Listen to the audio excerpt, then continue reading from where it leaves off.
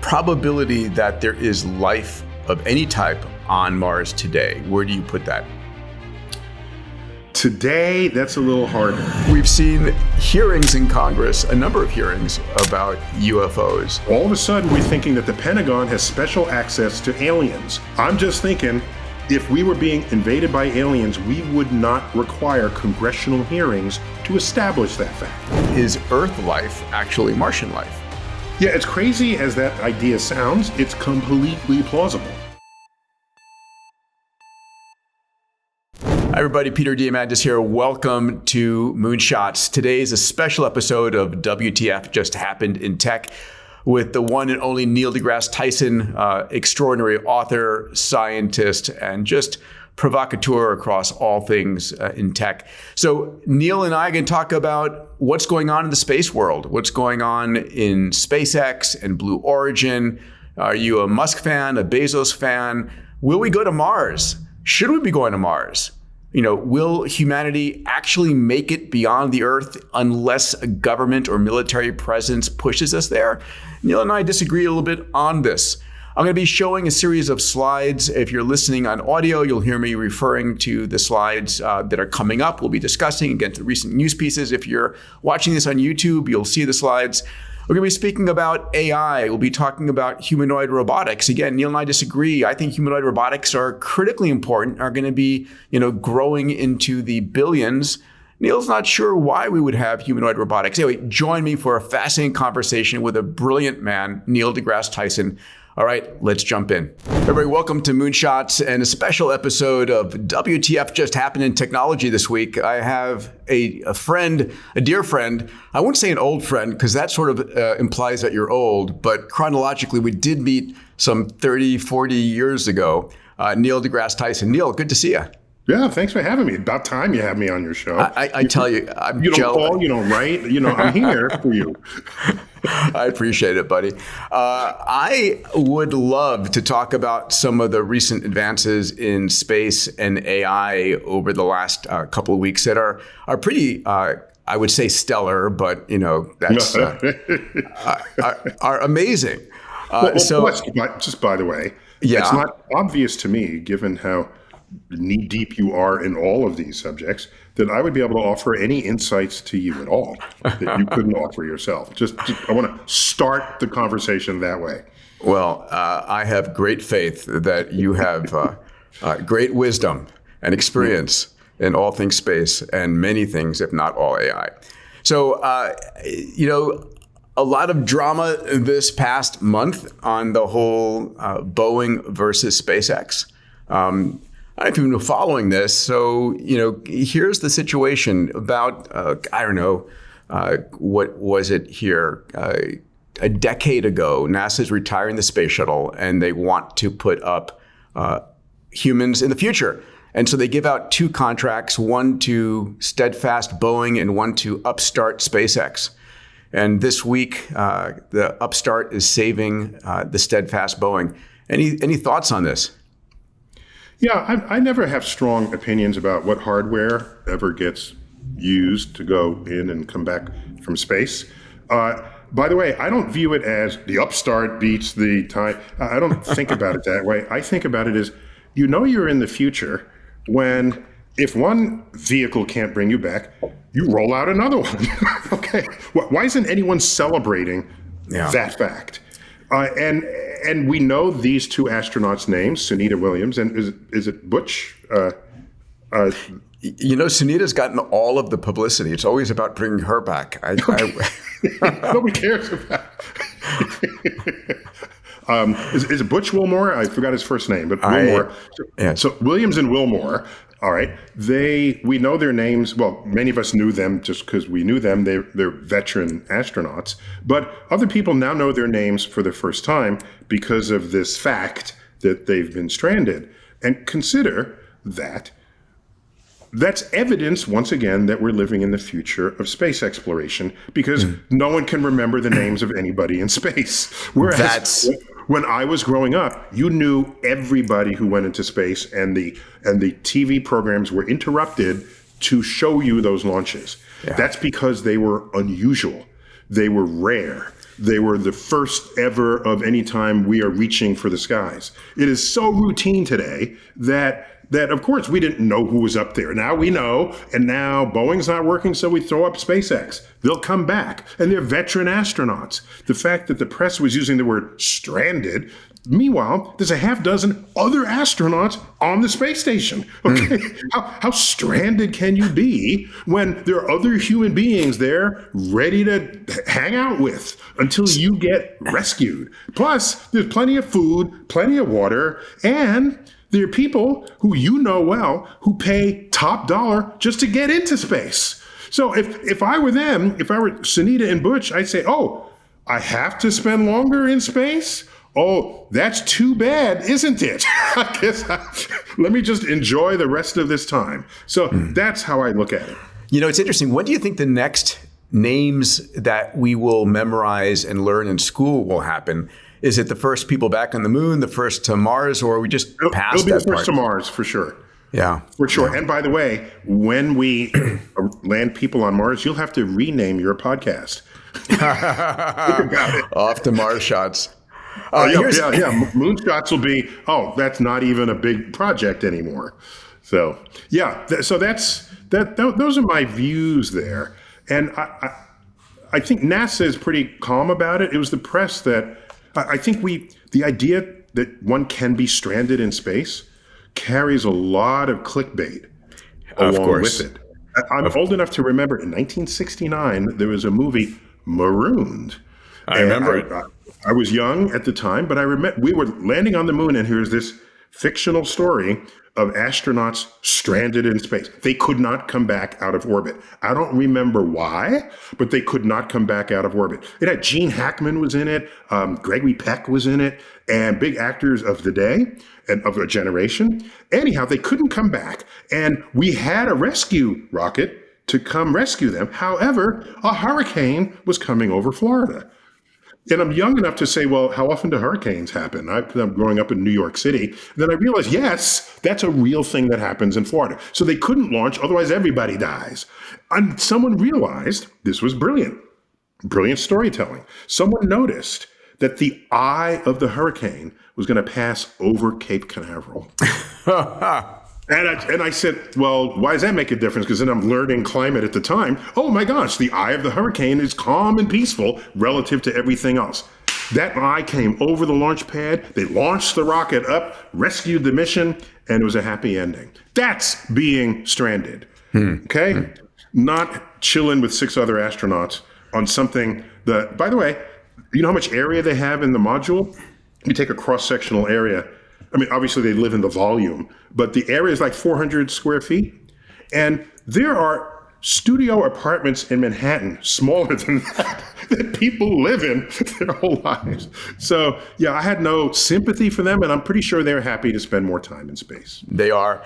In fact, speaking of people going up privately, on the launch pad right now is the Polaris Dawn mission. So this is a friend, Jared Isaacman, who made his money in the financial tech world and is funding private missions to the space station. This one's interesting because it's going to be going to a polar orbit and to new altitudes never seen since the Apollo days. Excited about this. Any thoughts on the Polaris? Just a few things maybe it's not obvious to people that there's a reason why launches, with great effort, launches are made as close to the Earth's equator as you can. In fact, there was a sea launch company that would launch your satellite from the exact equator because they would just move their boat to the equator and then launch it there. But think about where we launch in the United States. It's not in Maine. It's not in Alaska. It's in Florida. And Florida is closer to the equator than most any place else in the continental United States. The reason for that, of course, is as Earth rotates, the equator is moving faster than any other latitude. It's going about 1,000 miles an hour. So that's an easy number to remember because the circumference of the Earth is about 25,000 miles, and we rotate once in 24 hours. You divide the two, you get about 1,000 miles an hour. If you're anywhere else, you're traveling less fast. Well, if you launch east, something into orbit, you need less fuel because you're already going 1,000 miles an hour. And so if you need less fuel, you have more payload. So nearly all things ever launched in the history of the space program were launched near the equator, due east. If you're going to launch in any other kind of orbit, it takes way more fuel to accomplish this. And what's cool about polar orbits, however, which is many spy satellites have those orbits, because you get to spy over Russia. It goes over the pole, and then you spy, and then it comes back over you and to give you the data. See, that's very convenient spy trajectories. Mm-hmm. But what's interesting about polar orbits, which is very common when we visit planets, is if you go into polar orbit, the planet rotates inside of your orbit so that you can paint photographic paths over the entire planetary surface and log a full map of what's going on.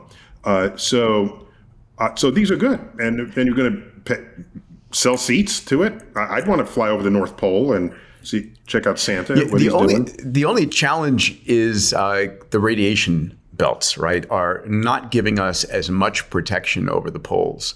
And because it's a higher orbit, I'm thinking about, half my life these days, Neil, is in the longevity business. And I have grown up passionate about going to space.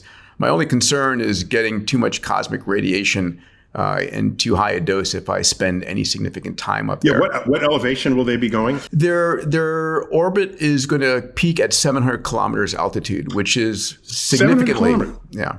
That's what, factor 2 or so above the space station, and that makes them more susceptible to high energy particles from space, deep space, as well as from the sun. We take it for granted we're at the base of this ocean of atmosphere, protecting us not only from asteroids, okay, otherwise we'd look like the surface of the moon, but of course the high energy particles deflect around Earth's magnetic field, and they were protected by that as well. So if you can go up higher than that, you're at risk. Now, I don't know how long they're going to spend in orbit. Do you remember how long? I don't. The trip has been delayed now by a week because of the downrange recovery location, but I think it will be on the order of 5 days thereabouts, which isn't too bad. And so, I mean, think about it. The radiation that we're speaking of does not require all that much to be shielded. So, for example, a thin layer of water will do that.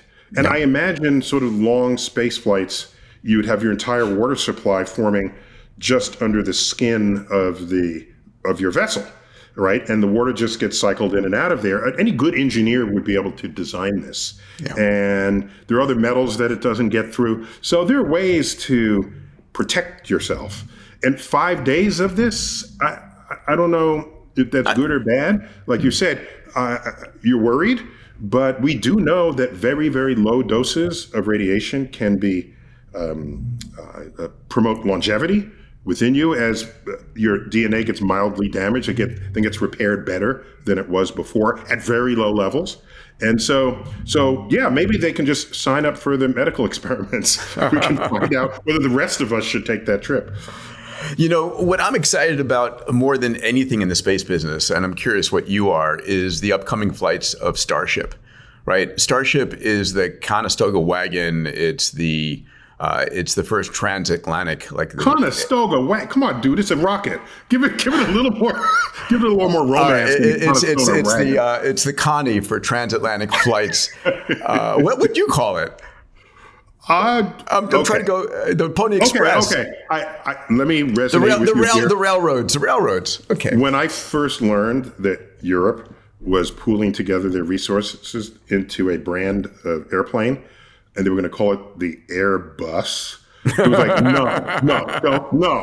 no, how dare you? Okay. And if you look at the A380, that's a big old fat bus. It's just we are cargo in those airplanes. And so maybe we're done with fancy words, and we're just trying to move move the population. All right. So, sure. Well, it's called Starship for the moment. And for me, it's not going to the stars. It's really a planet ship. It is. It's a moon ship and a planet ship. Space is riddled with all manner of exaggeration that way. Okay? But NASA says they're going into space and they're going 200 miles above Earth's surface, which is like 1 centimeter above a schoolroom globe. But that's space. Not to an astrophysicist. Excuse me. So there's a lot of this exaggeration going on. I pulled this clip from... One other thing. Is there still a Miss Universe contest? Because if there is, she's really Miss Earth, okay? We should be clear about this. Okay. Stop the exaggerations out there. All right. I pulled this clip from, I'll call it Twitter for the moment, even though it's a clip by Elon. And let me play this. I found this compelling. Take a look-see. All super crazy. But the more you talk about it, I mean, I think... at SpaceX, we specialize in converting things from impossible to late. So, but it's pretty nutty because you're going to have this gigantic, booster coming back. I mean, that's 9 meters in diameter, not counting the tines, or roughly 30 feet in diameter. It'll weigh about 250 tons. It's a bit on the heavy side. We'll make that lighter over time. So that's the mechanism by which the Starship booster comes back. It lands with these giant mechanical arms being captured by the original launch pad, so it could be refueled and sent back later that day. Reused, yeah. That's audacious. If every time you flew a 747 to London and they had to roll it off a cliff and bring out a new one, that trip would be really expensive. Okay. So what Elon is pioneering is not what is impossible in space exploration. He's pioneering what was unrealistic in terms of price and just cost. So the engineering is getting a workover, but consider that he hasn't done anything that NASA hasn't already done. The actual space frontier is still held by NASA, right? And it remains to be shown if his new ventures have commercial support, commercial value. Because if they don't, then it's a one-off and it's a spectacle, but it'll just, it'll go, what'll happen? We'll all applaud it, but then he goes on to his other projects. I'll differ with you on that. Oh, please. I think honestly, the space shuttle was an attempt for reusability, and you remember this when it was first proposed to Congress. The space shuttle, I think, had a per flight cost of $50 million and was supposed to fly 50 times a year. Yeah, once a week, sure. And it ended up at a price tag of $4 billion a year, independent of how many flights it flew, because it was a workforce initiative, right? So 4 flights a year was $1 billion each. 1 flight a year was $4 billion a flight. And while it reused the shuttle itself, the tank and the boosters were effectively, the tank was thrown away and the boosters were refurbished, which was extraordinarily expensive. So I think what SpaceX has done is shown actual reusability of the Falcon 9. No, I agree. Station. These are engineering frontiers that have been breached here. So you're saying frontiers. whether the markets are there? No. I just want to make it clear that when people say, "Oh, now Elon is leading us in space," no, he's not. He is making everything we used to do cheaper. Okay, so those are engineering technological improvements on what had been done by government spending with tax money, basically. All right, and to the extent to which he carries NASA product, including humans, into space, it's once again tax money, but spent by commercial enterprise rather than by NASA. I don't know where you were differing with me. I agree with you. It's way more efficient. And the shuttle never lived up to its hopes and expectations. But the shuttle nonetheless went in and out of orbit, just like everything Elon has launched. It's gone in and out of orbit. So people, when you hear people dream of a space frontier, is where have you gone lately? How far from Earth have you sent? So let's talk about that. So SpaceX just announced its first ship to Mars is going to be called Heart of Gold. Okay, nice, poetic. But this is the conversation I wanted to have with you, Neil. It's what should we be? Where should we be going? What should our vision be? So, you and I have been in this industry long enough to know there were sort of two different schools of thought. On one side, and I think Bezos and Musk differ on this. Elon was, let's go to Mars directly. I think the contracts at NASA for going to the moon has swayed him to go to the moon first and then to Mars.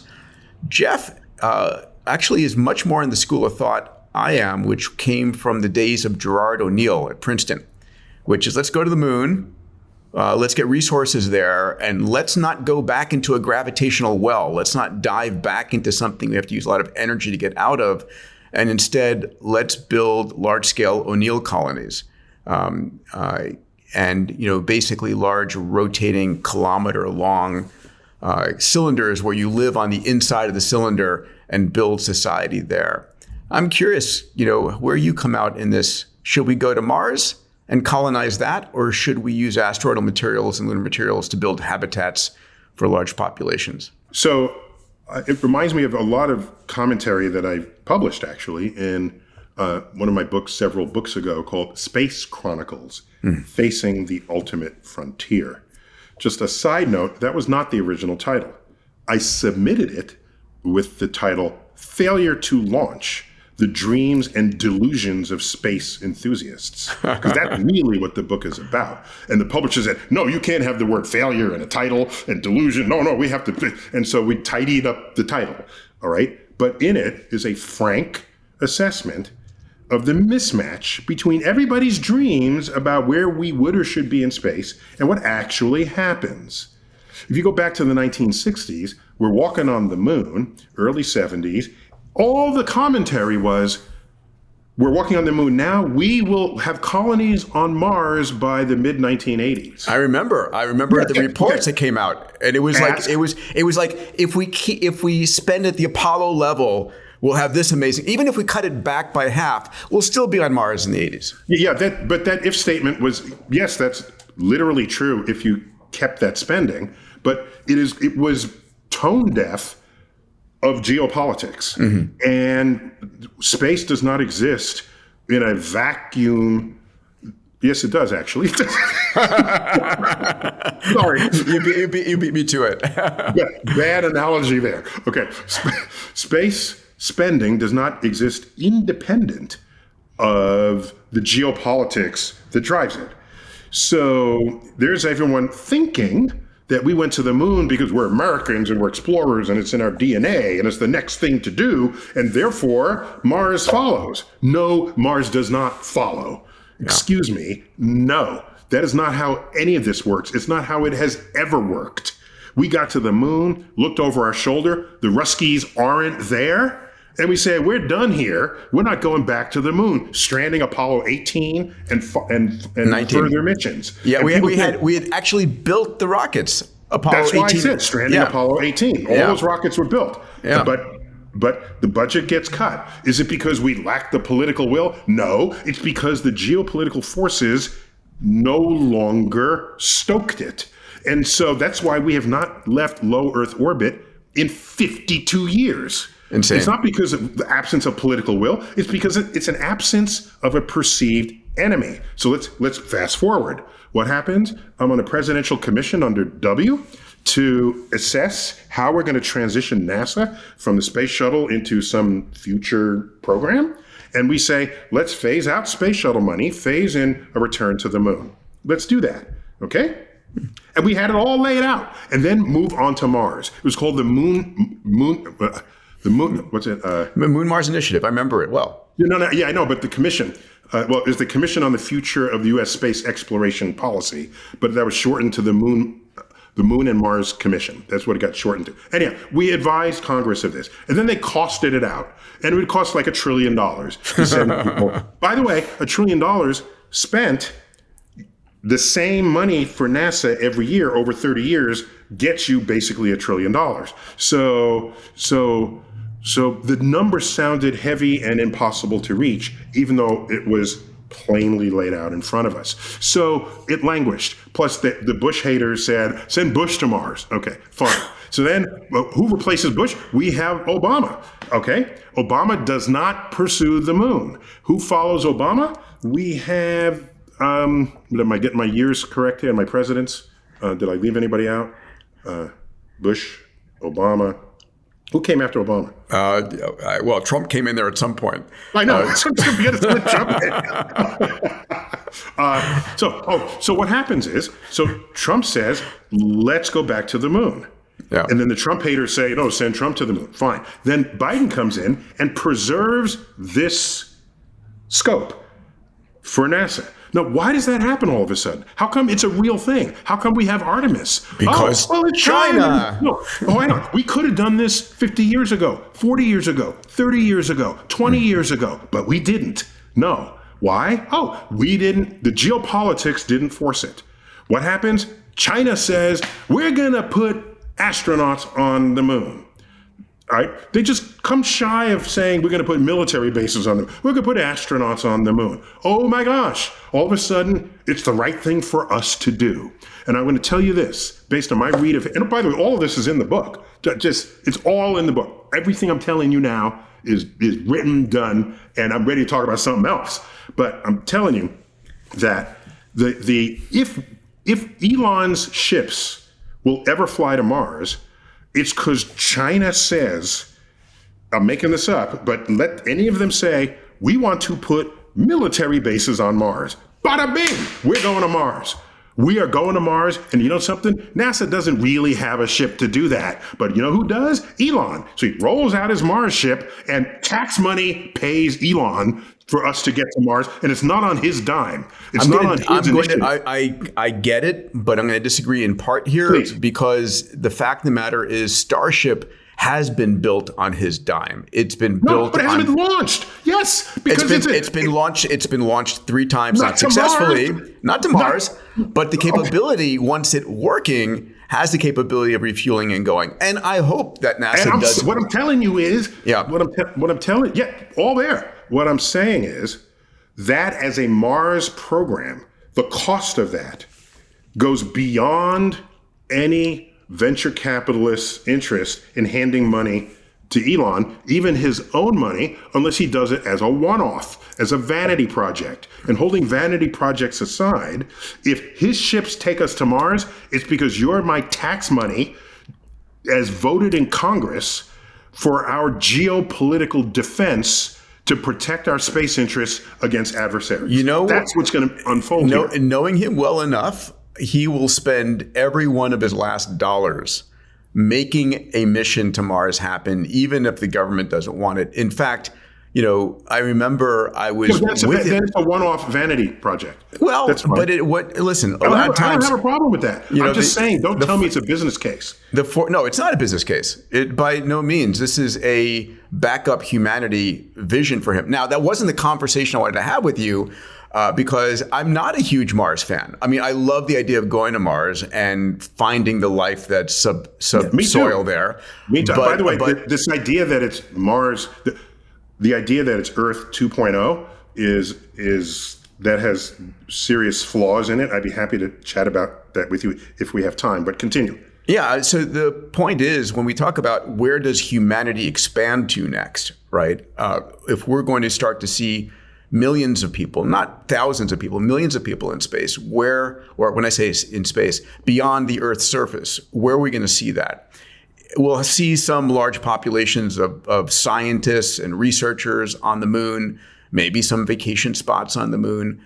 But I think it's unlikely to be on Mars. My bet still is on the vision that Gerard K. O'Neill painted of large cylinders built from astronomical materials, at this point built by robotics and AI autonomously without humans in the loop, sort of creating ideal environments for us to go into and move into without having to worry about all of the issues of getting onto and off of the Martian surface. Yeah, so let me just say some supportive things of what you just said. The Gerard K. O'Neill model, as you noted, has the advantage that you park one of these at a Lagrangian point or somewhere in orbit. And so it itself does not have much of any of a gravitational well. So you just sort of slide up next to it and disembark. And since it's rotating as a rotating cylinder, everybody lives on the inner surface of that cylinder, and it's rotated to 1G. You don't have the bone loss problems or any other health problems related to lower G, as you would have on the moon, as you would have on Mars, which is those kinds of challenges were thoroughly explored in the TV series sci-fi story Expanse. If you look at any Expanse episodes, they're the people who live on Mars, they're people who live on asteroids, and their bones are weaker, and they can't travel from one place to another because they were born and raised in these different sources of gravity. And Earth in that mix has the heaviest gravity, so the Earth people tend to be sort of sturdier than everybody else. So there's been some sci-fi people that have thought about this. It's completely bypassed when you have a rotating system. So the question would be, how idyllic will you make this such that everyone will just want to go? Will it be like, oh, the new world is so amazing, everybody get in a ship and board one way, and you'll get off and you'll never come back? Is that what you foresee, and in how much time? Yeah, so I do foresee one-way missions. In fact, I've done this in the lecture halls at universities, typically for young graduate students in early 20s, asking how many of you would go on a one-way mission to the Martian surface. And before they're married or before they have responsibilities, the percentage of hands that go up in the audience is pretty large, close to 50%. By the way, there was the Project Mars 1. Do you remember that? I do remember. That Lansdorp was the entrepreneur. He's Dutch, which was interesting because I said, how does a Dutch person get involved in this? And then I realized there was the Dutch East India Trading Company. They were early out of the box in this let's explore the unknown business. And of course, they have since gone out of business, even though they had many supporters, many funders. I had Baz Lansdorp on my podcast. It's in our archives. And we interviewed one of the people who did sign up. He was a young, kind of geeky guy, liked science.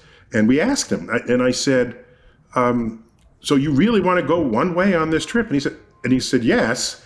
And I said, aren't you married? And he said, yes. Well, I said, what does your wife say about this? And he said, oh, she's encouraged it. I said, okay, you don't understand what's going on in your marriage. Good riddance. Good riddance. So yeah, I get that, and maybe Elon with his, Starship that's a first step. But to say we will have robotic AI mining asteroids, building colonies, enough for all of us to move there and live there. On what time scale are you imagining this? By the way, Gerard K. O'Neill imagined all of this by the 21st century. Yeah, he wrote his books in the mid-late 80s. And so I thought he was even earlier. Was it? I think it was earlier. High Frontier was earlier. It was in the mid-70s. You're right. He Yes, wrote 2084, which is his follow-on. I mean, I see this occurring in the next 30 years. Which might be completely ridiculous on your timescale, but I think that the abilities to do this will be there. By the way, 30 years ago was 1994. Yes. Just to put your predictions in context. But we are on a nonlinear curve, I would say. Yes, we are. Would love to talk about that. It's part of your professional identity to be on that exponential. I mean, that you made a career out of that. I applaud you for that. Thank you. Thank you. But space has been heretofore slow, risk-averse, and government-driven. Slower than what our predictions were, but other things. By the way, not everything is on an exponential, but overall, society is. That's the point. So if you look at the future that never was, everyone's visions of the future, no, we don't have flying cars and all the rest of that because everyone imagined that energy would be cheap. But what the future brought was cheap information. So we have an information-driven economy more than an energy-driven economy, transportation-driven economy. And everything we have in our information world, nobody foresaw.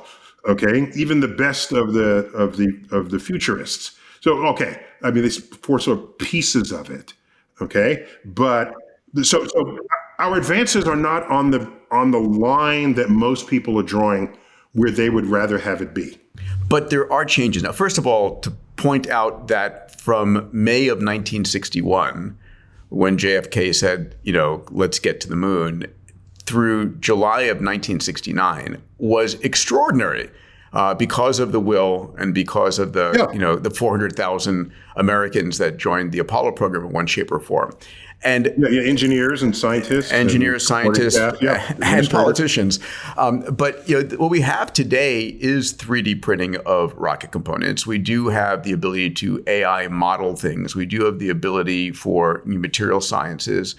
We have a whole slew of technologies that if we needed to go faster, and I think commercial industry, when it's talking about a profit motive or a business motive, needs to go fast and efficient as compared to the government. Because let me ask you this, from my point of view, NASA is a government works project that keeps the DoD companies employed during peacetime. That's the way I think about it. And it's not about... That's a more cynical view, which I'm not typically cynical, but on the subject. I get that. You're definitely not a cynical guy. So the fact that you went cynic there, that says something. And I'm not even going to argue that. What I will say, however, is NASA, with all the pyramid of below it that has to be, all the moving parts that run 10 NASA centers and all the rest of the machinery that NASA is, it continues to be the singular agency that is at the frontier of space exploration. And it's not clear that will be replaced by commercial space exploration, because the act of exploration almost inherently means there's not a profit. There's not an ROI expected for it. And as long as there's not an ROI, the motivation then falls on the shoulders of geopolitics rather than on private enterprise.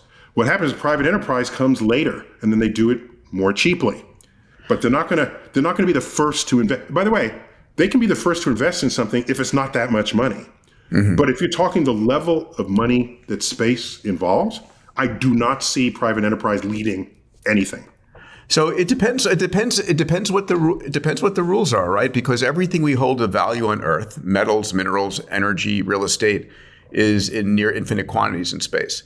But if you can't own it and can't create a market for it, then private enterprise isn't going to be able to invest and capitalize on it. So no, I'm not saying private enterprise has no place in space. I'm saying they just won't do it first. That's all. Okay, fair enough. I don't see evidence of that. I'm not wishing this were the case. I'm simply declaring that my observation of the delusions of space enthusiasts of the past 65 years tells me that the disconnect comes about because people say, we can do it, therefore we will. No.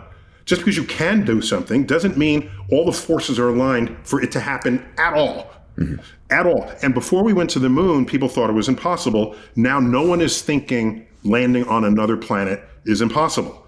So what's in our way is not the technology, it's the actual motivation that would fund who would do it first. That's all I'm talking about. I understand the incentive business very, very well. And sometimes you have to incentivize, as you've brilliantly done with the X prizes and all the other prizes you've conceived and put into motion. I mean, it's how we met. Was it 35 years ago? 40 years ago? My goodness. It was 30 years ago. And just to tell that story, I had just come up with the idea of the X Prize, the first one for spaceflight. Like and minutes before you knocked on my door. and yes, literally. And I read in the back of the science fiction Penguin books that there were these tear-out sheets that you could sign up for a trip to Venus, Mars, Jupiter, Saturn, and maybe even Pluto, since it was a planet back then. And you would submit your name and address and information in this form for a raffle and submit it to the Hayden Planetarium. And so where I was recently appointed as chair. Yes. So I'm brand new in that office, yes. And I'm thinking to myself, okay, everybody who submitted their name would be a perfect individual for me to go and hit up to help fund my X Prize for spaceflight. And that was from the 1950s. That wasn't exactly as clear to me at that point when I knocked on your door. And I'm like, hey, Dr. Tyson, do you happen to have a database of all the people who signed up for this? Because I'd like to of archives of everyone who signed up. Yeah. So it turns out we were able to recover a small box of them. Yeah, it was you pulled out a shoebox. Yeah, the shoebox. Yeah, the shoebox. I didn't know anything about it, right? So that was a clever sort of ploy, but that's back when addresses didn't even have zip codes. Who knows if any of them are still alive? Naive I was. Everybody, I want to take a short break from our episode to talk about a company that's very important to me and could actually save your life or the life of someone that you love. The company is called Fountain Life. And it's a company I started years ago with Tony Robbins and a group of very talented physicians. Most of us don't actually know what's going on inside our body. We're all optimists. Until that day when you have a pain in your side, you go to the physician in the emergency room and they say, listen, I'm sorry to tell you this, but you have this stage 3 or 4 going on. And it didn't start that morning. It probably was a problem that's been going on for some time. But because we never look, we don't find out. So what we built at Fountain Life was the world's most advanced diagnostic centers. We have 4 across the US today, and we're building 20 around the world. These centers give you a full body MRI, a brain vasculature, an AI-enabled coronary CT looking for soft plaque, a DEXA scan, a GRAIL blood cancer test, a full executive blood workup. It's the most advanced workup you'll ever receive. 150 gigabytes of data that then go to our AIs and our physicians to find any disease at the very beginning when it's solvable. You're going to find out eventually. You might as well find out when you can take action. Fountain Life also has an entire side of therapeutics. We look around the world for the most advanced therapeutics that can add 10, 20 healthy years to your life. And we provide them to you at our centers. So if this is of interest to you, please go and check it out. Go to fountainlife.com/Peter. When Tony and I wrote our New York Times bestseller, Life Force, we had 30,000 people who reached out to us for Fountain Life memberships. If you go to fountainlife.com/Peter, we'll put you to the top of the list. Really, it's something that is, for me, one of the most important things I offer my entire family, the CEOs of my companies, my friends. It's a chance to really add decades onto our healthy lifespans. Go to fountainlife.com/Peter. It's one of the most important things I can offer to you as one of my listeners. All right, let's go back to our episode. Here is a next story that surfaced this week. So large amounts of water appeared to be subsurface on Mars.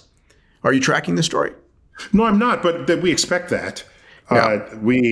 Mars clearly, if you look at its surface today, there's no end of visual evidence of there once having been running water. There are meandering riverbeds, river deltas, floodplains, all the telltale signs of erosion caused by slowly flowing water and rapidly flowing water.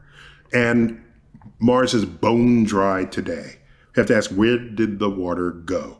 And the betting person's suggestion was that it was sunken into the beneath the surface as a permafrost. And you just have to go down there and melt it, or there could be some pockets, if there's any energy source at all, that would maintain water in liquid form. And if that's the case, that would be a very high target for the search for life. Because everywhere on Earth where we find liquid water, we find life, including the Dead Sea. They don't call it the Dead Sea because whoever named it didn't have a microscope. I'm gonna put on your betting man's hat. So, probability that there is life of any type on Mars today, where do you put that? Today, that's a little harder. Whether there was once life, sure, life got started on Earth pretty quickly. Within about 100 billion years of the earliest moment it possibly could have formed. And that's not very, did I say 100 billion? Sorry, 100 million years.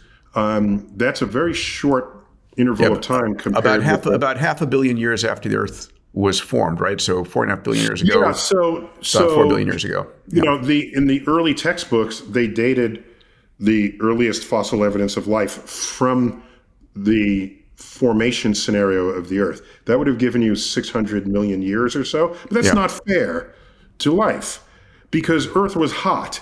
Earth was hotter than what could sustain complex molecules. So give it a chance, please. Okay. So Earth cools down. Then you have a period of heavy bombardment, heat it up again. That's leftovers from the formation of the solar system. That has to cool down. Now you can start making complex molecules. But you haven't answered my question.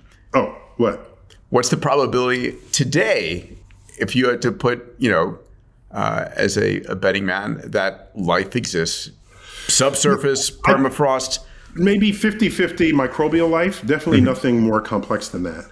Because you can't be highly complex life and navigating rocks, inside the rocks, and we can't call it soil because it's not soil, but the regolith of Mars, you have to be small enough to be able to make that your home, and that would be microbial life. So I'd maybe 50-50 microbial life, but I don't think anything more complex than that. Now, the next question is, we know that ejecta from asteroid impacts on the Martian surface reaches the Earth. And the lunar surface as well.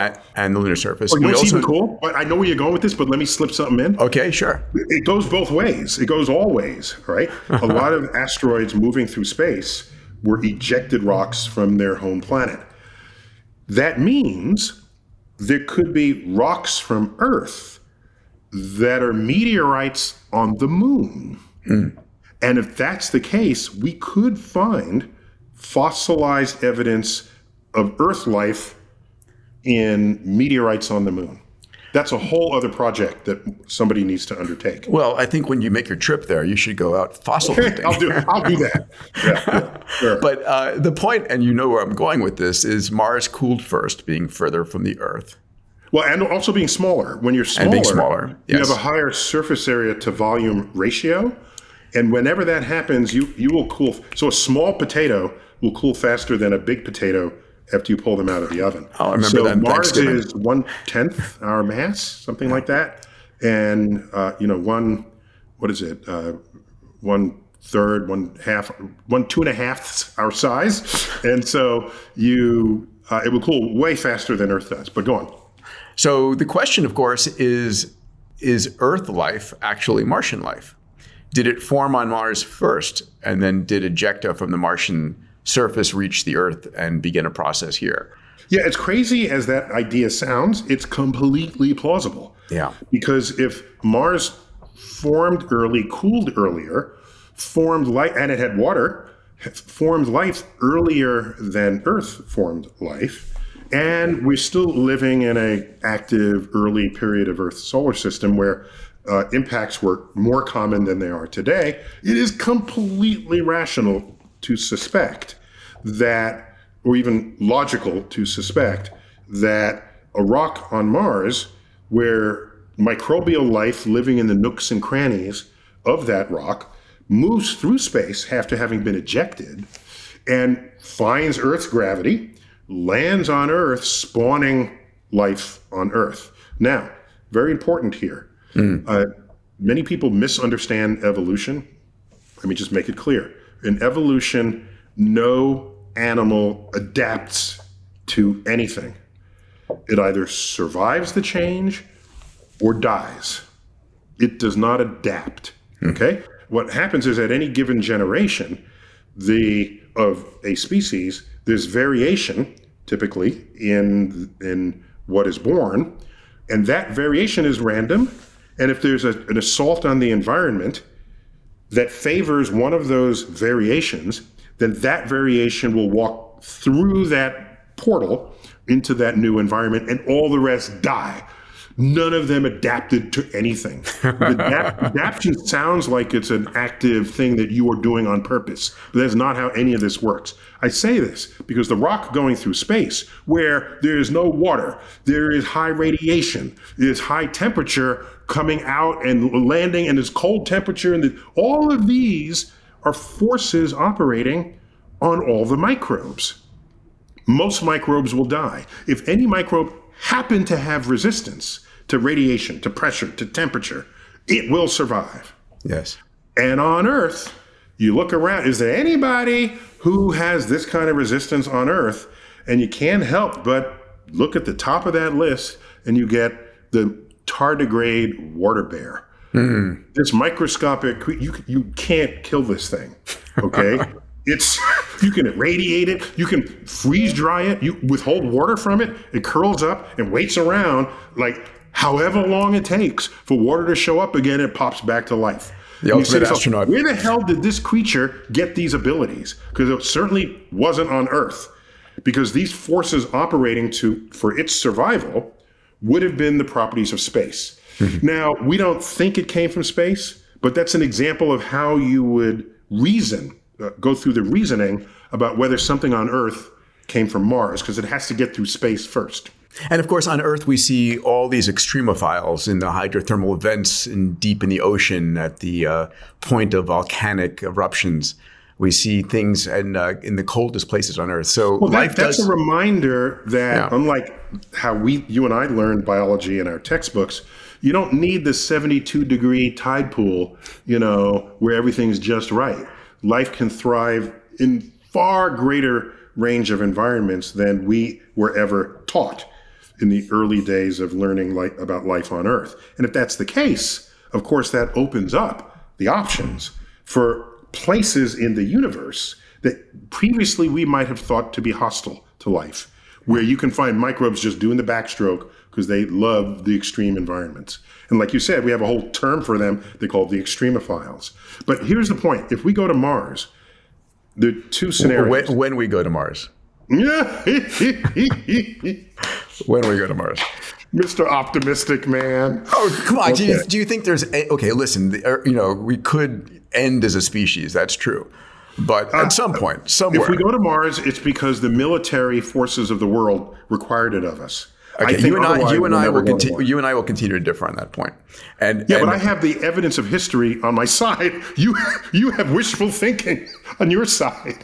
That's the difference here. That's all I'm saying. We have individual explorers who've charted paths. Yes, but going to Mars is not an individual explorer. That's $1 trillion right there. $1 trillion. Hundreds of billions of dollars. So that's not private money making that happen. So this next topic here, I'll remember when I was with Elon on a particular day, he was extremely glum.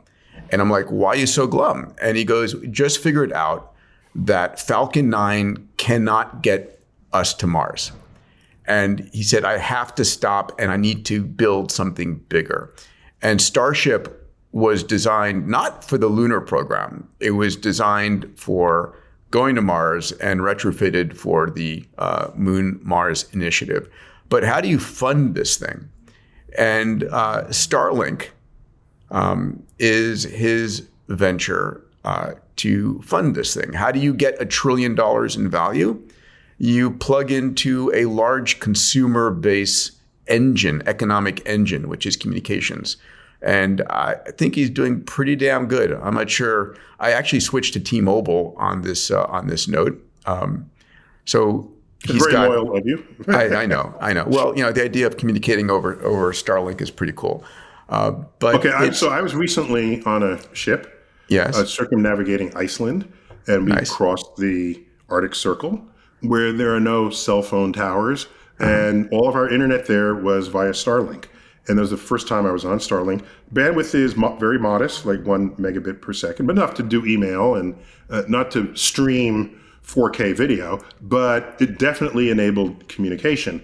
So, of course, Starlink's greatest value is where you don't otherwise have typical cell phone communications. So we can ask the very simple question, how many people will be served by Starlink at very high latitudes? And that number is vanishingly small compared to everybody else who's served by cell phone towers. I'll tell you, I use it on my airplane when I fly things because the cell phone towers are there, just not in communication. So how many people are right. So, sorry, at high latitude or high elevation. Yes, fine. So again, you are, can I just back up for a minute? You mentioned President Kennedy's speech. So you may remember Kennedy gave 2 speeches. The first was to a joint session of Congress in May 1961, as you correctly remembered. Then he gave a speech the next year, 1962, a little more fleshed out with the idea of going to the moon. But that original speech, which we remember, we will put a man on the moon before the decade is out and return him safely to Earth, this sort of thing. You can even hear his Brookline, Massachusetts accent saying it, right? That's how resonant those words are in so many of us. That's fine. And you realize in Kennedy Space Center, Florida, there's a bust of Kennedy, and in the granite next to the bust are those very words chiseled in. There it is, but man on the moon before the decade. They say, we had leaders back then with visionaries. And then, excuse me, go back a few paragraphs in that speech. Oh, nobody does that. Why don't they? Let's find out what else he said that day. What did he say that day? To a joint session of Congress.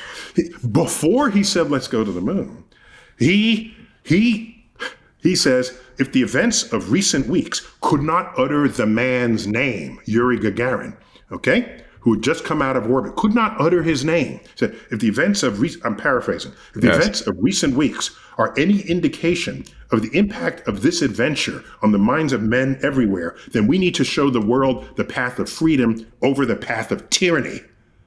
That was the battle cry against communism, and that's actually what wrote the checks. Not the stirring rhetoric about how wonderful it would be to explore the moon. It was, we were scared witless that the godless communists would get the new high ground. So let's be honest with ourselves. And when people don't recall that part of the speech, that's part of the delusional state that we occupy when we're trying to make predictions about the future. Yeah, we'll be on Mars. If China says they want to set up base camp, then we're going to Mars. If China doesn't do that, my read of history tells me we're never going to Mars. So I hear you, my friend. I hear you, and I think that you're right on so many levels. But I still believe we have moved from the era where only governments could and large corporations could do things at this scale to the point where entrepreneurs and individuals can do things. It used to be the kings and the queens and robber barons, the only person who could possibly change the world. And today, individuals are. And that will always be my belief. No, individuals, just to be clear, individuals have always changed the world. So I don't want to under celebrate. But there is a different boogeyman. Don't run around with $1 trillion and they just spend it all. They change the world with their views, with their spirit energy, to convince people that some things are what we should be doing collectively. Let's look at the railroads. Let's look at the oil industry. But they were underwritten by the Rockefellers and such. Yes, there was economic engines there, and there need to be economic engines. Excuse me, who protected the railroads? It was the U.S. cavalry. Excuse me, the government was totally in that. You sound like Newt Gingrich, who was a very big railroad analogist, if I may, where he said, if we'd given the NASA's money to private enterprise, we would have been on the moon 10 times over. No, there's complete economic value to land that you're going to take from the Indians. This was the entire movement, and farmland and minerals, and so they're not. There is one. I understand the need for a boogeyman, to use that term. There is another one out there. Many years ago, I flew Stephen Hawking into zero G. Do you remember that? I didn't know you were part of that, but I did know he had zero G. Yeah, thanks for doing that. That was, he needed to do that. And that's it was my company, Zero Gravity Corporation. We fly these parabolic flights, and it's another overnight success after 11 years of hard work. Started in '93. Finally, and I bet it didn't cost you $1 trillion. It cost you a lot of money, but not $1 trillion. Go on. So in 2006, after the Ansari X Prize was won. It was won in 2004, but 2 years later, I find myself on the phone with Professor Hawking on his computer and with his administrative assistant / nurse, and he is asking me the question whether I can fly him on a suborbital flight into space. And I say, I'm sorry, Professor Hawking, I can't do that, but I can fly you on a zero G flight. And I thought, taking the world's expert in gravity into zero gravity, what could be better? Long story there. Different podcast episode that I recorded on zero G.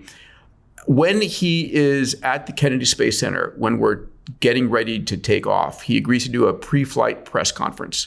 And we had no idea how he would do on this flight, right? He's very frail, his lungs, his ribs, we had a whole emergency room medical center on the flight. And in the pre-flight press conference, he was asked the question. You don't want headlines. Peter Diamandis kills world's Stephen famous. Hawking. Yes, that was bad PR for zero G flight.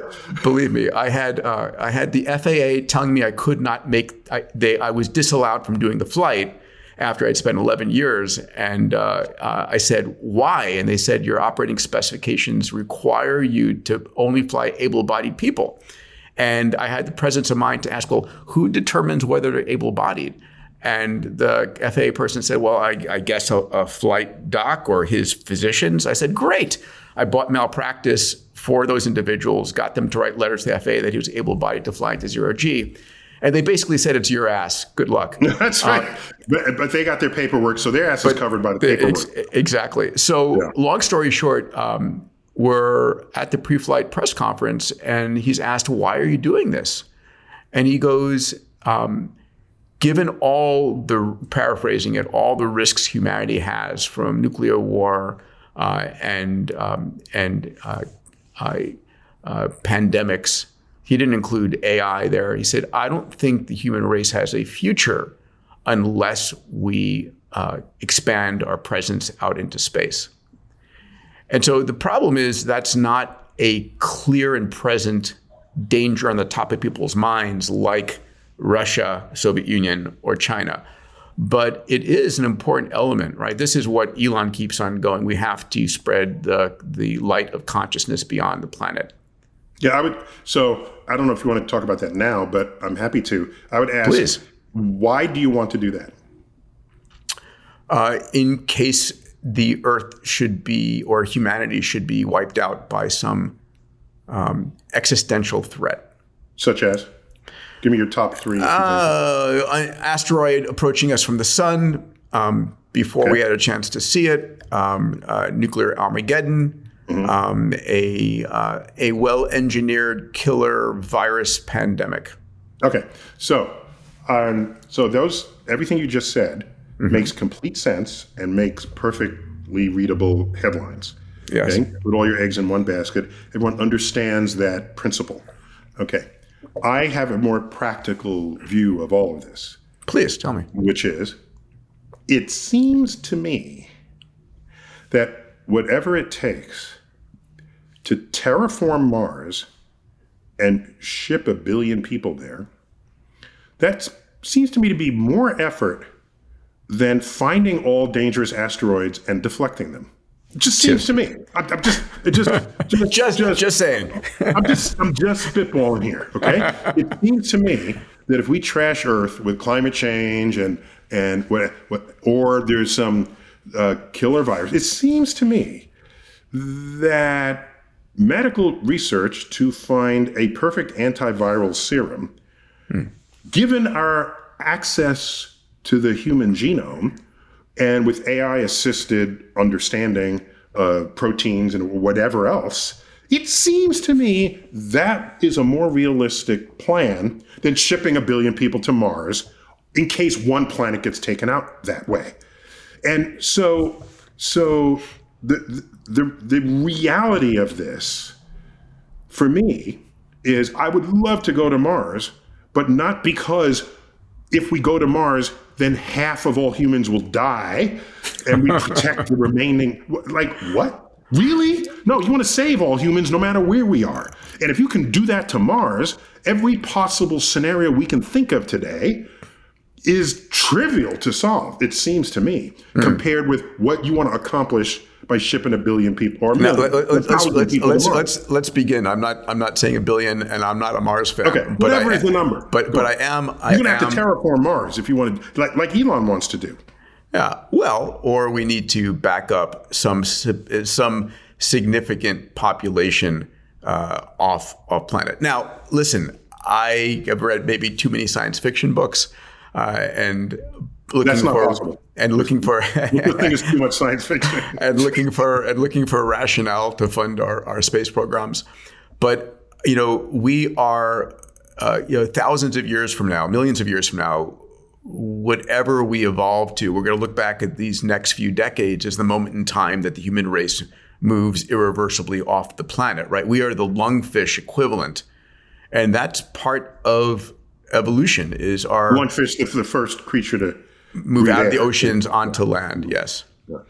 So I think that is in our. It's not a genotype; it is a phenotype of humans to desire to explore and to conquer. I agree. But by the way, you're mixing two highly separable variables there. One of them is we want to go to Mars because it's cool, and we're going to explore, and we're going to be the lungfish leaving Earth, going to Mars. Cool, let's do it. But if you're motivated by saying, let's do that so that half the humans will die while the other half survives, and we're not going to save everybody. That's, for me, that... No. I'm not saying that. I'm just saying this is the consequence of what you're saying. This is insurance policies. Policies.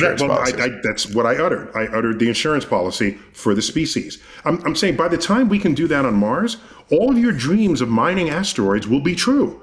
They'll all be true. And if we can mine asteroids, it's like, hey, mining company 807, we've detected an asteroid headed our way. Go to them and mine them to zero, okay? or deflect them. They'll have the ability to do this. I sure hope so. Did you see the movie Oppenheimer? If you did you know that besides building the atomic bomb at Los Alamos National Labs, that they spent billions on biodefense weapons, the ability to accurately detect viruses and microbes by reading their RNA? Well, a company called Viome exclusively licensed the technology from Los Alamos Labs to build a platform that can measure your microbiome and the RNA in your blood. Now, Viome has a product that I've personally used for years called Full Body Intelligence, which collects a few drops of your blood, spit, and stool, and can tell you so much about your health. They've tested over 700,000 individuals and used their AI models to deliver members critical health guidance, like what foods you should eat, what foods you shouldn't eat, as well as your supplements and probiotics, your biological age, and other deep health insights. And the results of their recommendations are nothing short of stellar. As reported in the American Journal of Lifestyle Medicine, after just 6 months of following Viome's recommendations, members reported the following: a 36% reduction in depression, a 40% reduction in anxiety, a 30% reduction in diabetes, and a 48% reduction in IBS. Listen, I've been using Viome for 3 years. I know that my oral and gut health is one of my highest priorities. Best of all, Viome is affordable, which is part of my mission to democratize health. If you want to join me on this journey, go to viome.com/Peter. I've asked Naveen Jain, a friend of mine who's the founder and CEO of Viome, to give my listeners a special discount. You'll find it at viome.com/Peter. Let's turn to a much more scientific conversation here. We've seen hearings in Congress, a number of hearings about UFOs. I'm curious. I mean, you must have been asked over and over again. What do you think of these?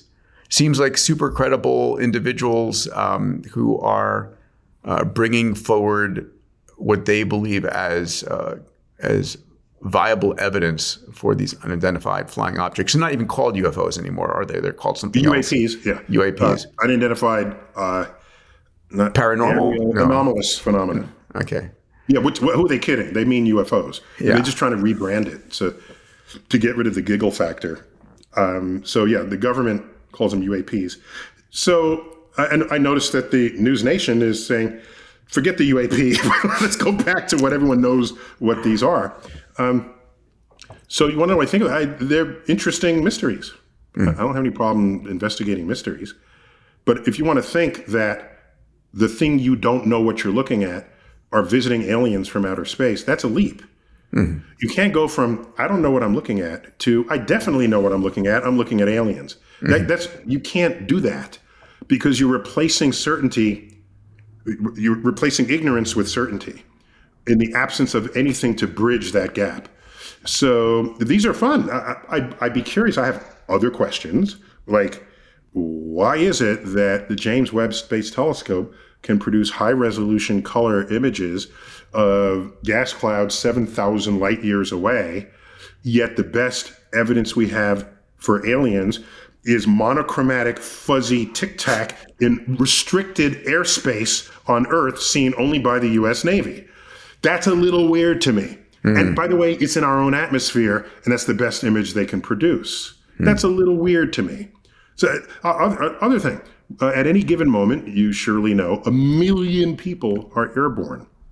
1 million with a window. Yes. And there's at least 6 billion smartphones in the world, each capable of high resolution photos and videos. If we were being invaded by aliens, we have the capacity to crowdsource that phenomenon. Cat videos go viral overnight. If you get any picture of an alien or their spaceship that with the detail you'd expect from high resolution photography, oh my gosh, the world will know about it overnight. But that's not what's happening here.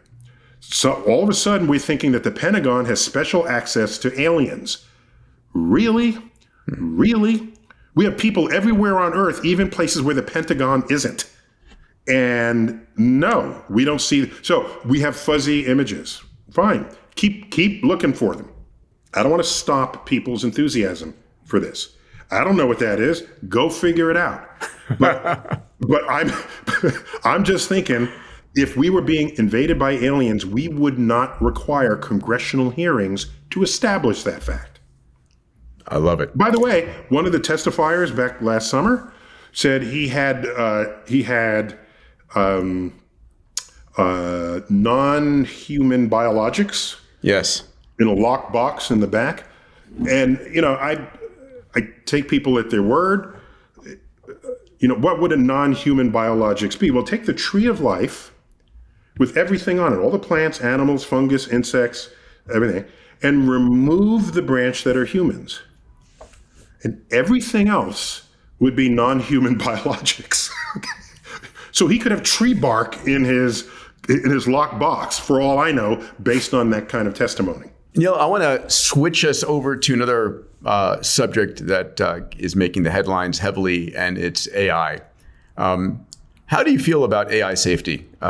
What are your thoughts? Are you concerned about the speed at which AI is progressing these days? I'm not uniquely concerned about AI relative to any other highly powerful bit of technology, science, engineering that we have brought upon ourselves in the history of civilization. So, no, I'm not uniquely worried. I think there should be constraints, yes. There should be, but the constraints need to be established by people who know what they're constraining. It can't just be some members of Congress who read a few headlines and now they want to pass legislation based on a fear factor. It has to be intelligently reasoned, debated, of course. And by the way, you need politicians in that debate because politicians are our collective representatives. And so they carry some of the fears or the joys of the citizenry. So, but you would have this conversation to find out what would be taking AI too far. And let's put constraints. Make that illegal to take it too far. What would be just right? And then you have examples of what would be just right. So this week, California legislature approves a bill with sweeping AI restrictions. I find, listen, safety standards requiring large-scale AI companies to undergo safety testing before deployment, fantastic. In fact, OpenAI and Anthropic have volunteered to do this. Transparency, great. But this is interesting. Worker protections, protecting workers in call centers from being replaced by AI. Well, that would be ripe for Republicans to argue against. Okay, that's like raw meat for a Republican. I think is naive. Yes, that would be like passing a law saying we have to protect all auto workers from these bots that are now assembling our cars. That, if had you done that, then we would have trailed the world in an entire industry, and the industry would have gone out of business. So there's that looks a little naive to me. And by the way, you and I are old enough to remember that when cars were made by humans, there was a very real chance that in the morning your car wouldn't start. Okay, I was showing a movie to my son. The movie was from like the 70s, and the bad guys are running to get away, and they get in the car and they try to start the car and it doesn't turn over. And my son said, "Didn't they have gas in the car?" It's not. You can't think that. Why would a car not start? Of course it's going to start. It's a machine that works perfectly, right? So cars are lighter, faster, better, more fuel efficient than they've ever been, and they're all made by robots. So one has to think about, if you want to be proactive about it, what you should say is, what new job opportunities will AI bring to us? Rather than complain about what jobs it replaces.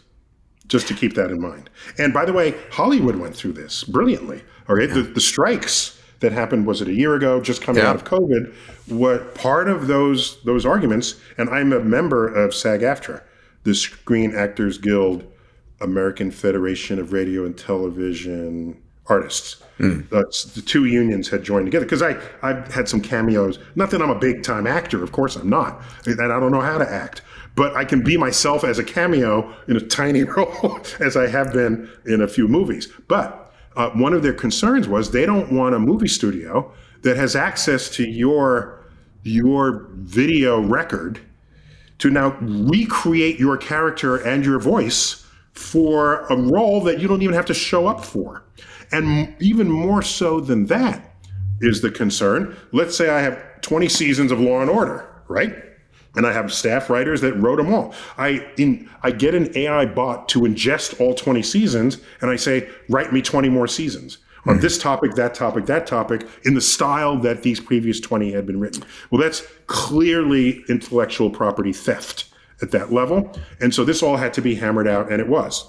So let me ask you, because this is interesting, right? The disruption of the hegemony of Hollywood is coming, because we're not far, if we're not there already, from the studio saying, I'm going to create my own stars and starlets, and we're going to own them, and they're going to be fully digital, and we're going to make our movies based on them. We're going to create isn't celebrities. That what cartoons are? That's what cartoons are. But when they become lifelike, or we're going to bring back Marilyn Monroe. Those are animated cartoons. Grant. They're animated movies. Disney created The Lion King. So what's your point? Somebody gets money for the voice. Okay, of course that was James Earl Jones. Okay, as Mufasa, but the character, Disney owns the characters. So what's different to you about this? Only that they are photorealistic human characters that would obviate the need for actors at some point in the future. Okay, so I wonder if that's an interesting future. I wonder if they would ever become as popular as real human being actors, where the press, where TMZ follows them when they come out of the restaurant, or if you're not an actual living thing, is the lifestyles of the rich and famous? Will anyone have any interest at all? I'd bet not. So let's take a look at this. This is out of you got no end of slides here. This is fascinating for me. So let's check this out here. So the ability of AI to create effectively total disinformation, right? Mm-hmm. So do you imagine we're going to head towards a future of defaulting to disbelief? Yes. In fact, I foresee, so my big prediction here, I predict that we are within 5 years or less, possibly 3, of an internet where the deep fakes are so good that even people who believed that fake news was real will no longer believe the fake news. Okay, think about it. We're defaulting to disbelief. So the people who believed the fakes will no longer believe the fakes because they'll think the fakes are faked. Okay? Those who thought the fakes were real will no longer believe that the fakes are real because they'll think the fakes are fakes. The day that happens will represent an implosion of information integrity of the entire internet. And that'll be its tombstone, the internet, 1994 to 2028, rest in peace. And all that will remain are cat videos and other entertaining postings, which is how we all were baptized into the internet 30 years ago. It will no longer be a source of objective truth, of objective information. And we'll have to resort to books, oh my gosh, or actual one-on-one interviews, things like that. So I think that is the future. Yeah, and it'll be its own fault, right?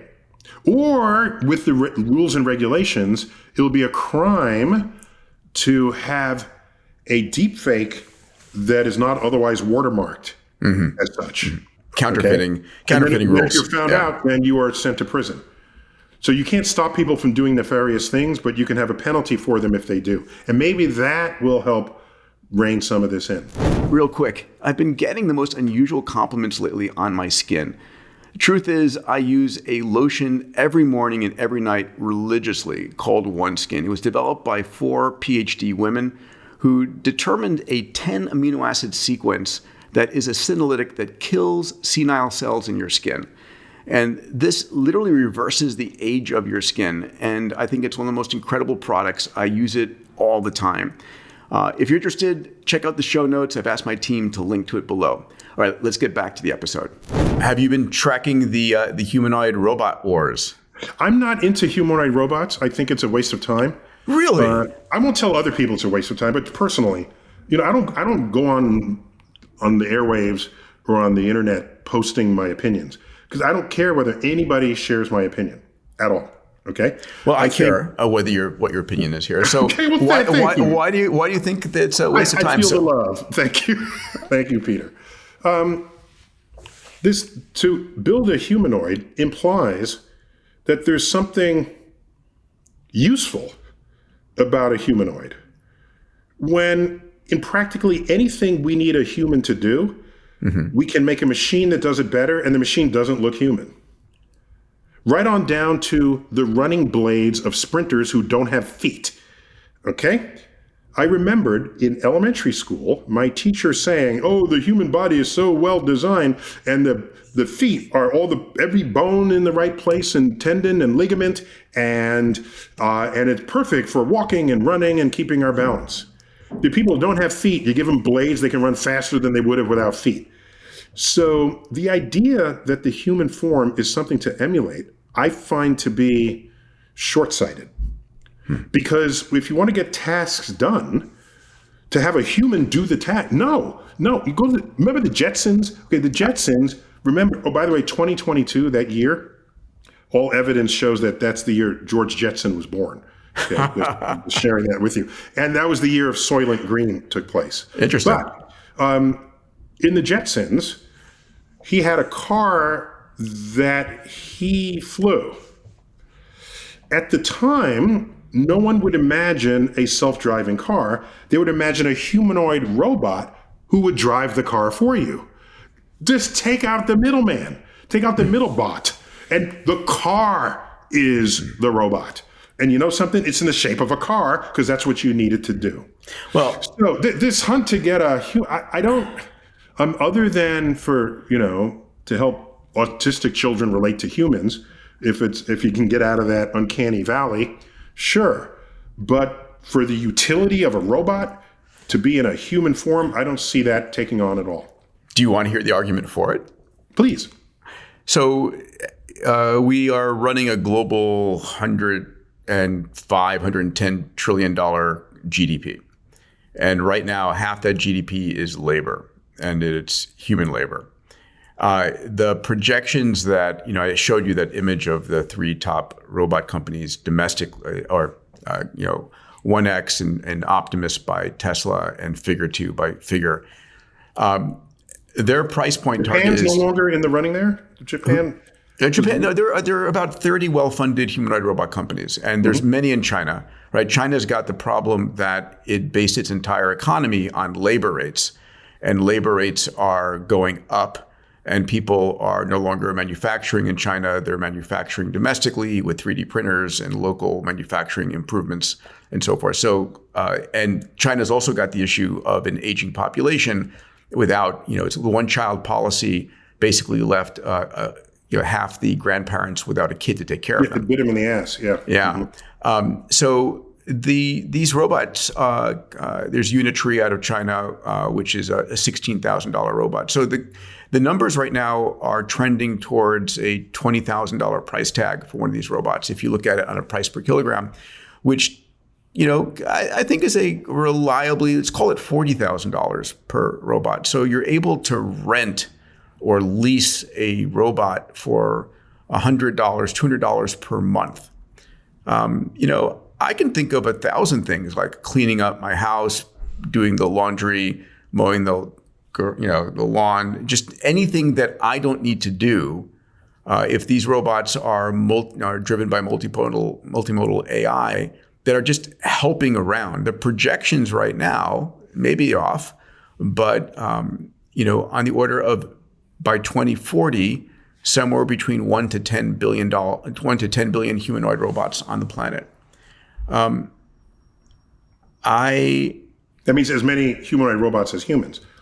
That's yes, what that would mean that more than Elon's predictions, and God knows he's not always right, but he thinks more prevalent than cars on the planet.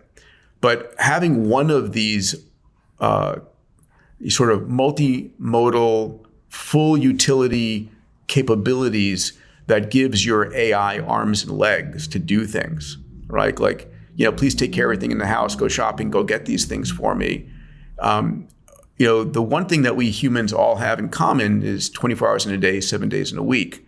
And the wealthy differentiate from the poor by having other people to do things for them, or the ability to, save time by hopping on a private jet. So I think these are time savers, and the ability to make yourself multi-present. Does that not have an appeal for you? So this would be to put a robotic person in place of tasks that are not otherwise streamlined to happen without a person. So there would surely be a marketplace for that over some interval of time. But why not design a house? Why not design laundry that cleans itself, or some? Because building a humanoid robot that can do what a human do in a human environment that's driven by an AI at a human or above capability allows you to do everything without redesigning everything. Yeah, no, I get that. It's a universal interface. Designs change, right? So I agree. But we're not going to not design everything forever, all right? So I'm going to say I don't want a robot. I'm going to find a way. I'm going to design my home so that I don't need the robot, okay? I'm going to design my home so that I'm going to design my car so I don't need a robot to drive me to work. Oh, I have a self-driving car, right? This is my point. The self-driving car is the single best, earliest example of to me, why you will ultimately not need humanoid robots, because you're going to build a thing that is itself the robot and it doesn't look anything like a human. Well, we call everything that works like this, we call the robot that cleans dishes a dishwasher. Yeah, exactly. we give it a name. Okay. Oh, you're going to get a robot to load the dishwasher? Are you that fucking lazy? Probably. By the way, remember on the Jetsons, the maid, I forgot her name. Yeah, Rosie, of course. Rosie, she wore a little maid's apron, Neil, you've got a new book coming out in a few weeks. Tell me about it. Thanks for giving it a shout out. No, yeah. So it's oh my gosh, I almost well up when I comment on this. This is emotional. This is deep. Well, a little bit. My very first book. Yes. That I published back in the 1980s while I was in graduate school.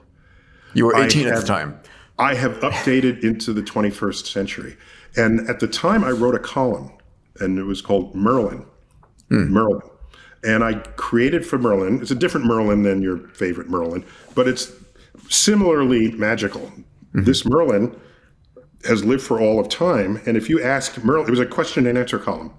You'd ask Merlin, "Dear Merlin, I don't quite know how gravity works." And because Merlin has lived for all of time, Merlin just recounts a conversation with Isaac Newton. And you'll see the dialogue between the two of them as the reply to that question. And so this access through time and space has made for a much richer question and answer experience for the reader than I think would otherwise be possible. Well, it's called Merlin's Tour of the Universe. And my brother illustrated it. So he's an artist, and there's sort of playful, fun, irreverent illustrations throughout. Does he do this one as well? Yes. No. He did it. He did the original, and so we update. A lot of science had to be updated, of course, because this was from 35 years ago. But it was. I well up a little bit because re-inhabiting the character of Merlin in this book, bringing it up to date, it was so joyous to have done it the first time, and to do it a second time was even more so. And then I'm reminded that Merlin is actually sort of terse where necessary and witty and a little bit irreverent, and the answers are mostly short. And I realized that was my proving ground for my postings on Twitter. Okay, it was like I was being honed for the short form commentary on the world. You were just ahead of your time. At the end of October, Merlin's Tour of the Universe. Yeah, and and I just checked, and you can pre-buy it on Amazon. So pre-order, okay, yeah. Excellent. They got that. It only would have just been listed there because we're just putting in the final touches. So who's it for, by the way? Who'd you write it for originally, and now? Oh no! I mean, it was a question and answer column. So it tended to be a lot of retired people with time on their hands to think up questions and curiosity. And curiosity. Retired people who were lifelong learners. But there's some very young people where the question was asked by the parent. Like one of them was apparently a 4-year-old asked this via the mother. It was if rain can make rainbows, then can a moon make moonbows? Something like that, right? It's a cute little thing. And there's also sometimes Merlin is prone to rhyme. All right, so if rhyming gives a better answer than otherwise, so can I share one with you? Please, I'd love to. This is the first time I'm talking about this. Yeah, I love it.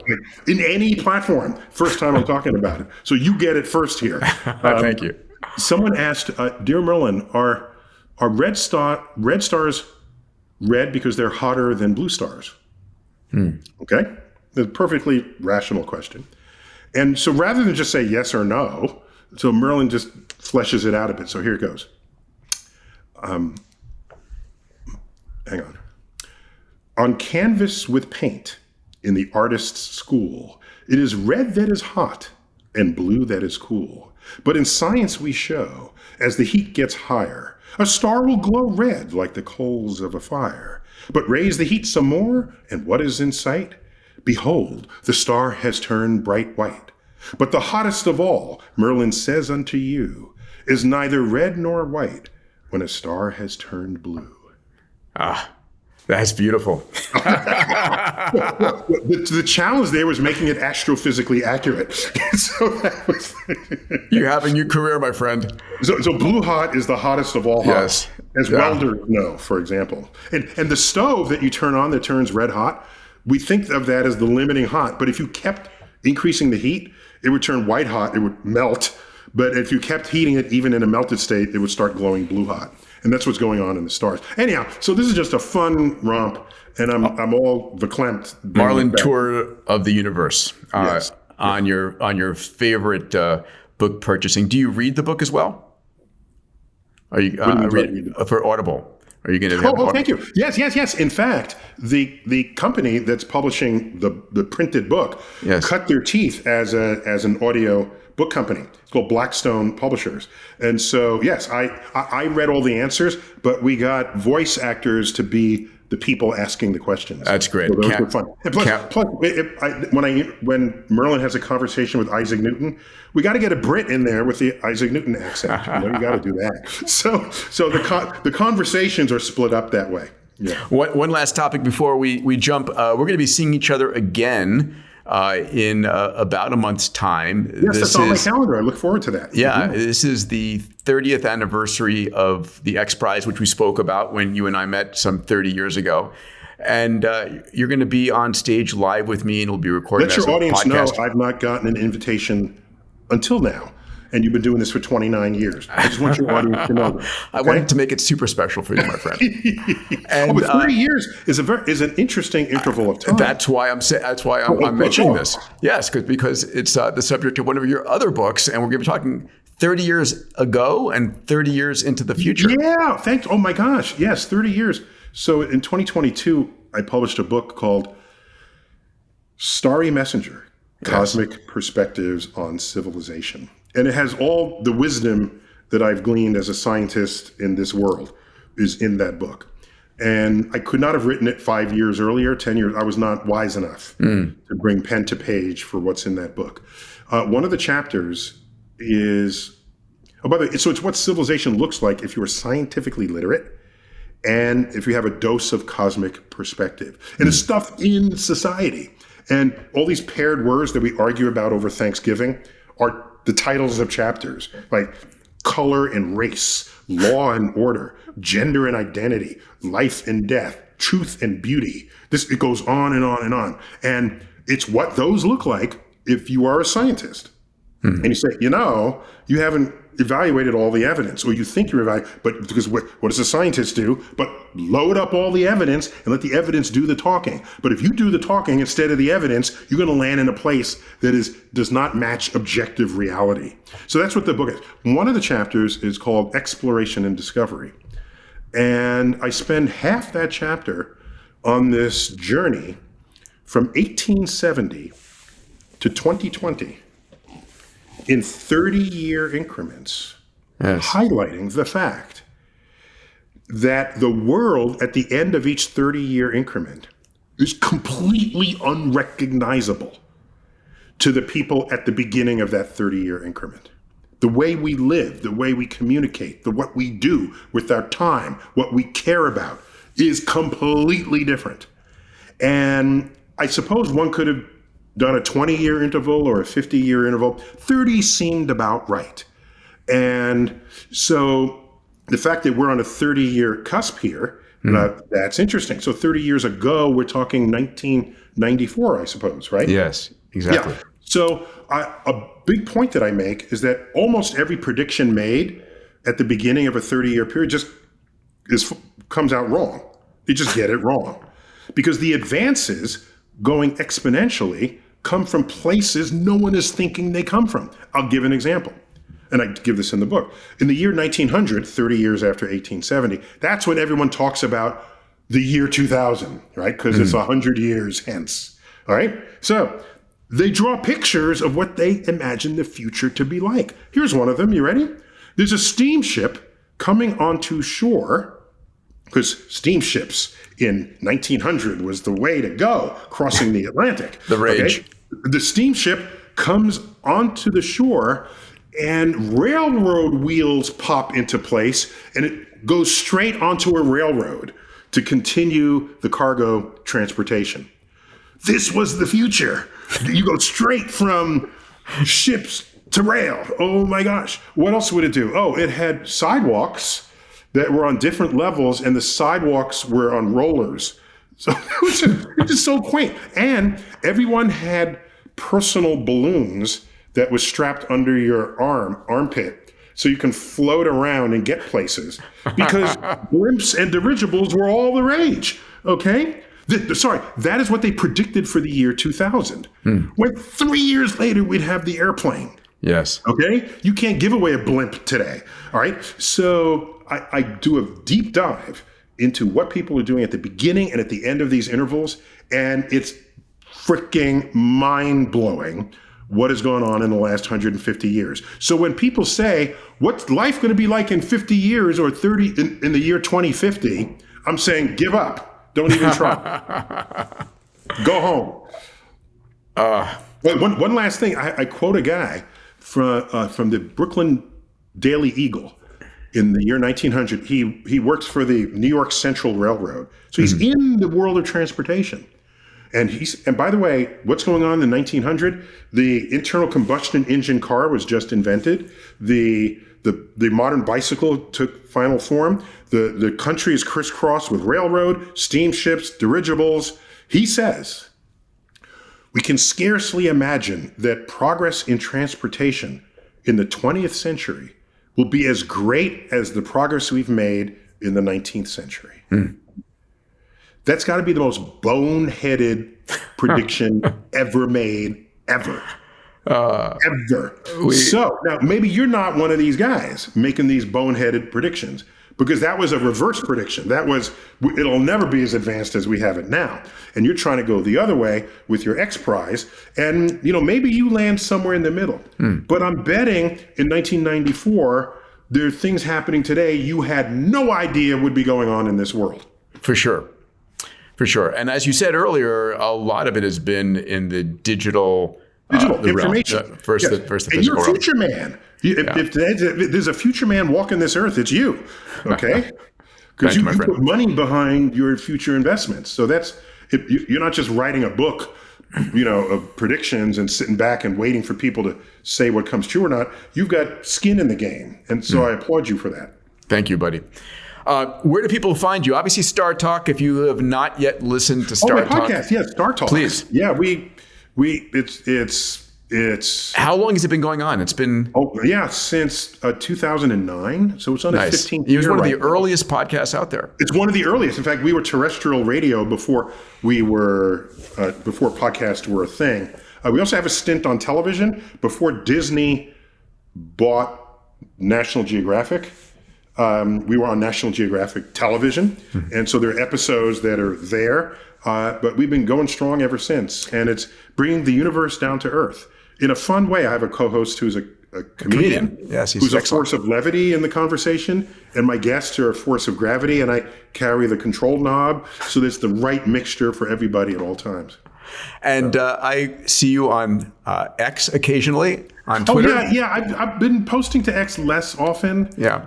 What's been, the algorithms have changed. I have a huge following on X. It's like nearly 15 million people. But with algorithms now, it's just, what is the virality of what you post more than your following that's going to then view it.